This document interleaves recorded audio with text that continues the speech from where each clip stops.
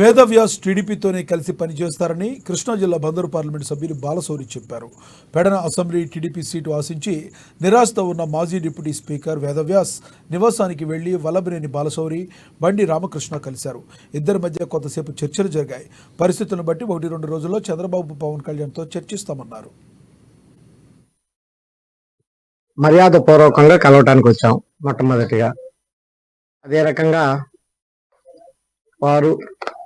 వారి ఫాదరు 1967 నుంచి ఈ ప్రాంతంలో అనేక పర్యాయాలు ఎమ్మెల్యేగా చేసి ఇద్దరు ప్రజలకు సేవలు అందించి అనేకమైనటువంటి విస్తృత పరిచయాలు కలిగినటువంటి కుటుంబం వేదవ్యాస గారి కుటుంబం అందరికి తెలుసు. సరే, కొన్ని కారణాల దృష్ట్యా అది తెలుగుదేశం పార్టీలో వేరే వాళ్ళకి సీట్ ఇవ్వటం జరిగింది.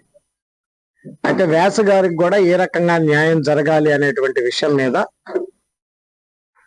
చంద్రబాబు నాయుడు గారితో అలాగే పవన్ కళ్యాణ్ గారితో మాట్లాడి ఆయనకు కూడా రాజకీయంగా న్యాయం జరిగేలా చూస్తాం తప్పకుండా.